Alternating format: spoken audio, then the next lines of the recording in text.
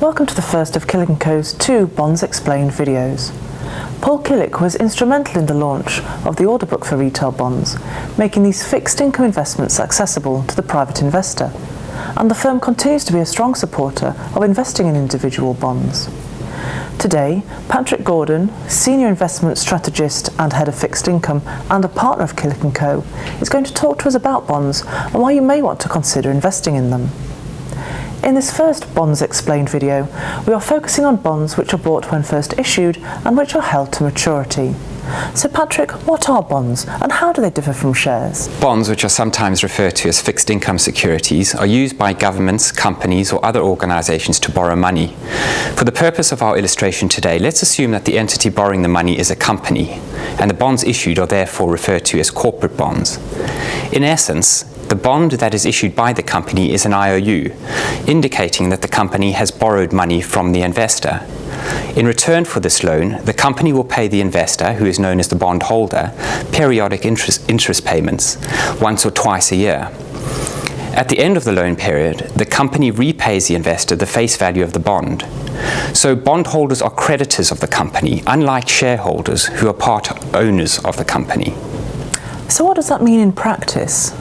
As creditors, bondholders don't typically have voting rights in the company and won't usually participate in the company's profits, but they are entitled to receive their interest payments before ordinary shareholders get their dividends.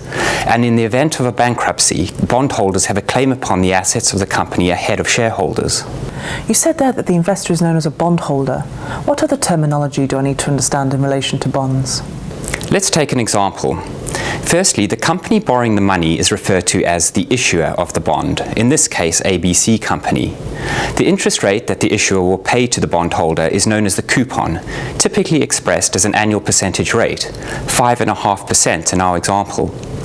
The end of the loan term or date on which the borrowed money will be repaid is known as the maturity date or redemption date, 2023 in this example. Can you explain the relationship between the price of a bond and its yield? Let's start by looking at a bond's price. Bond prices are quoted in relation to 100, or a percentage of the bond's face value. In this video, we are focusing on an investor who buys a bond when it is first issued and then holds that bond to maturity. When you buy a bond at issue, you will typically pay 100% of the bond's face value, or price of 100. From issue until maturity, the price of the bond can fluctuate depending upon a number of factors, such as the demand for the bond, the issuer's financial position, a change in credit rating, inflation expectations, and movements in interest rates. So if you need to sell your bond during the term, you might get back more or less than the sum invested.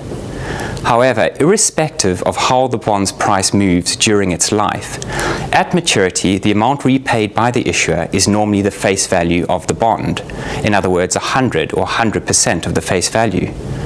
Therefore, as the bond approaches maturity, its price will approach 100. This means that, under normal circumstances, if you buy the bond at issue at its face value, there would be no capital gain or loss on the bond if you hold that bond until maturity. Irrespective of what happens to the price of the bond during its life, you know the timing and the amount of the interest payments that you will receive and what you will get at maturity. I now understand a bond's price. Can you explain bond yields? Okay, let's use an example and introduce 2 measures of yield, the income yield and yield to maturity. Consider our fixed coupon bond from ABC Company with the following features: a face value of £100, a coupon of 5.5%, which is paid annually, a maturity of 10 years. An investor in this bond will receive £5.50 of interest, which is the coupon payment, for every £100 invested each year for 10 years. So for a £10,000 nominal investment, the bondholder would receive £550 a year in interest, and provided the issuer, ABC Company in this case, does not default, in 10 years' time the bondholder would get back the £10,000 invested. The income yield in the case of this bond is 5.5% when the bond is bought at face value, in other words at 100. This is simply the income generated by the bond divided by the bond's price and expressed as a percentage. As there is no capital gain or loss on this bond if held to maturity, the yield to maturity on this bond when bought at issue and held until maturity is also 5.5%. Furthermore, as this sterling bond in our example has more than 5 years until maturity, it's eligible for inclusion in a stocks and shares ISA, making the 5.5% return free from income tax. Now, bonds are tradable securities, and if you need the money, you don't have to wait until maturity.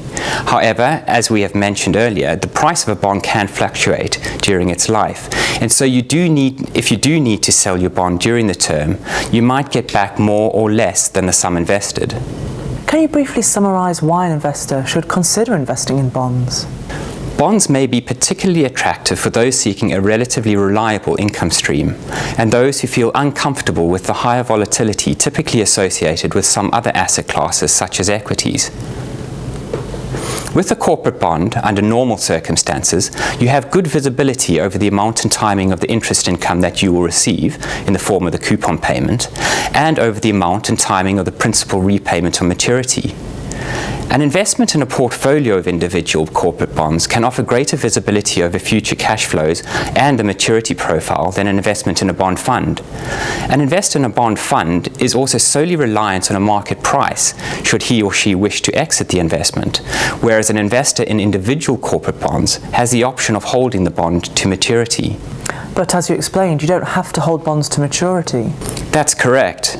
Bondholders may sell the bond before the maturity date, receiving the market price for the bond and also any interest which is accrued from the last interest payment on the bond up until the time of sale. If bonds have 5 years plus to maturity when purchased, they can be held within an ISA and the gross interest is not taxed, and bonds can also usually be held within a SIP.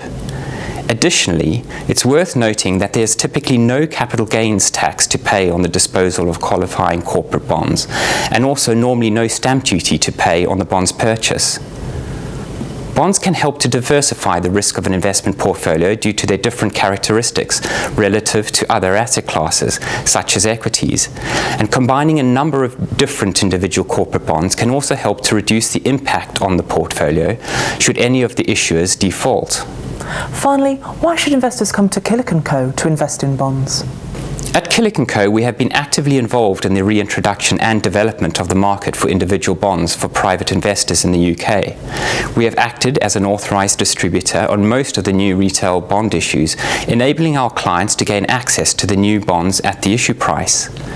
Unlike most of our competitors, we also employ credit analysts who cover this market, publish research on fixed income investments, and provide support and advice to our brokers. For our clients who wish to trade in bonds, we have a team of dealers who seek out the best market price in executing these trades. And for those who don't want to be involved in bond selection process, Killik & Co. offers a managed bond service, which is run on a discretionary basis by our dedicated fixed income team.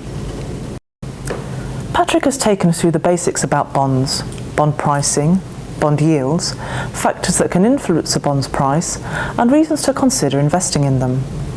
In the next video, we will look at bonds investing from the perspective of an investor who buys or sells a bond after it has been issued, in other words, in the secondary market. We will explore how changes to a bond's price impacts its yield. If you would like to watch the second video, please visit the web address below. If you'd like further information on bonds, our current recommended bonds, or to receive details of new issues, please speak to your broker. Or if you're new to Killik & Co., contact us at the details to follow.